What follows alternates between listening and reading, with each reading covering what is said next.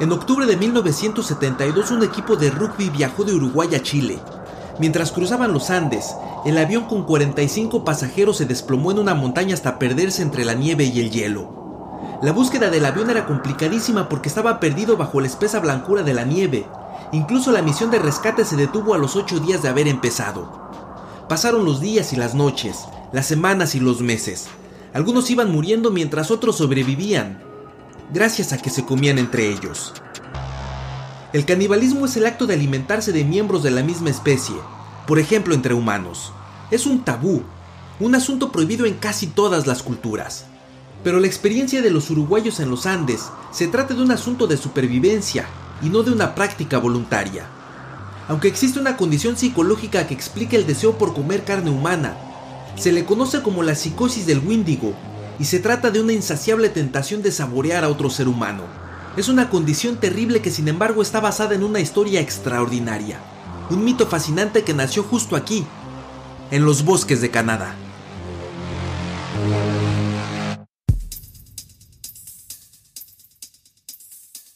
La cotidiana aventura de ser humano es extraordinaria.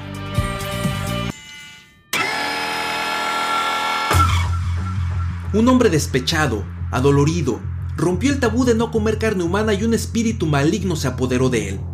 Ese espíritu le causaba un hambre insaciable, un apetito por los humanos. La leyenda dice que todo empezó por un hombre que fue traicionado por su mujer. El hombre, para vengarse, la mató y se comió su corazón. Sin embargo, en vez de disfrutar el calor de la venganza, su propio corazón se congeló y se convirtió en el ser desalmado a quien se le conoció como el Wíndigo. Se escondió en el bosque y desde ahí esperaba a sus víctimas para devorarlas.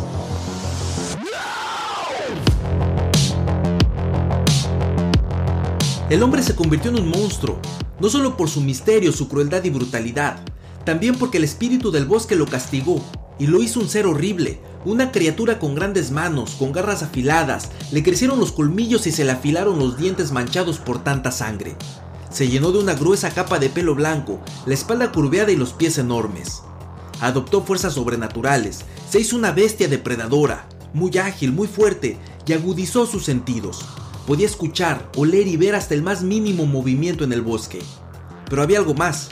Cada que el Wíndigo devoraba a una persona se hacía más grande. Era un gigante que nunca estaba satisfecho. Comía por placer y por hambre. Es decir, seguir comiendo humanos no solo era un deseo, también era una necesidad.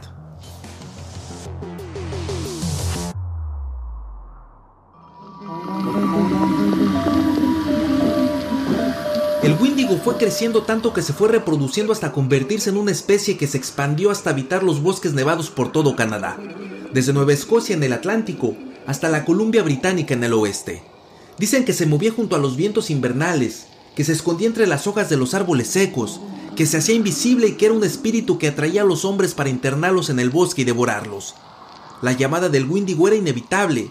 Nadie se resistía a su hermosa y tentadora voz.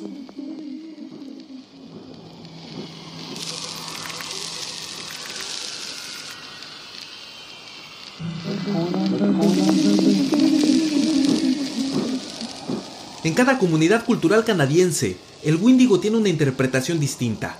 Algunos lo ven como un asesino, un caníbal insaciable que representa la codicia humana que está por encima del bien común. Pero también existe otra interpretación, una que es de verdad, extraordinaria. Dicen que en realidad el Wíndigo representa la grandeza, la impresionante fortaleza del bosque invernal.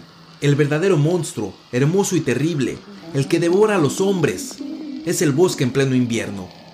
El bosque lleno de nieve es imponente, fríísimo, cruel y precioso.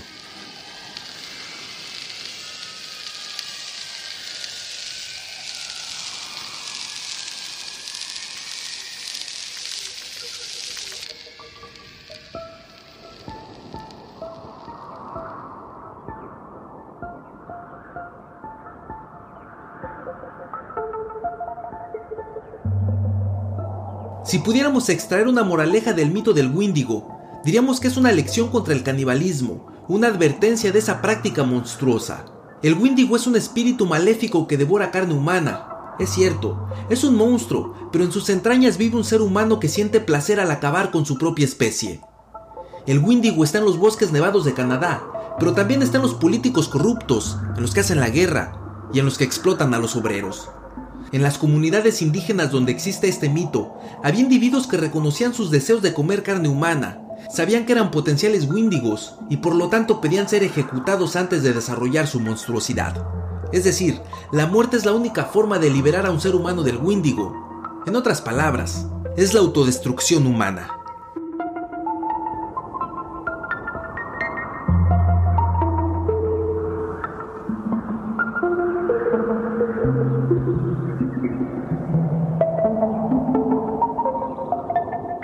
En Canadá hay una especie de obsesión por demostrar que el Wendigo existe. En internet, por ejemplo, se pueden encontrar videos que presumen haberlos grabado, pero sociológicamente existe un monstruo real, de nombre Swift Runner, que en el invierno de 1878 tuvo problemas económicos que tenían a su familia a punto de morir de hambre. Pero no fue el hambre quien los mató, fue el mismo padre de familia quien se comió a su esposa y a sus 5 hijos a pesar de que sí tenía la posibilidad de conseguir alimentos. Ese fenómeno no es nada nuevo y se ha documentado muchas veces en la historia moderna. La psicología lo ha llamado la psicosis del Wendigo y se refiere, justamente, a una condición en la que los humanos desarrollan el deseo de comer carne humana, incluso cuando hay otras fuentes de alimentos disponibles. Es el canibalismo, sin una condición de necesidad.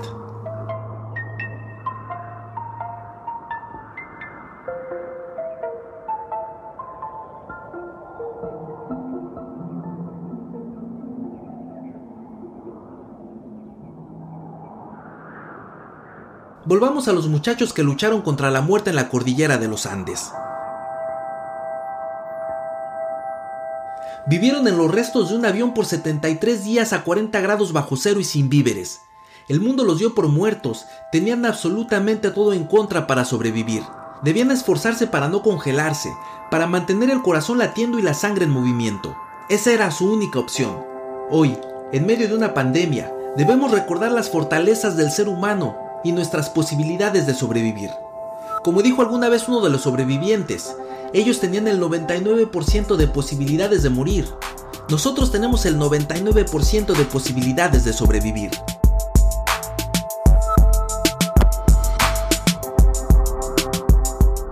Nuestra vulnerabilidad humana se ve reflejada en nuestras ambiciones de querer devorar a otros por beneficios propios. Pero también somos vulnerables a los aviones que se caen en las montañas, a los bosques helados o a los virus que nos invaden a traición. No obstante, estamos en un excelente momento para recordar a los uruguayos que lucharon por vivir, demostraron que podemos ser más fuertes que las montañas, que somos más fuertes que nuestras ganas de devorarnos a nosotros mismos, que somos más fuertes que nuestra tentación de penetrar al bosque lleno de nieve, y que somos más fuertes que un virus. Recordemos que el primer Wendigo nació por un corazón roto que se congeló. Por lo tanto, el esfuerzo que tenemos que hacer es por mantener el corazón caliente en pleno invierno, perdidos en la montaña, en el fondo del bosque o en medio de una cuarentena.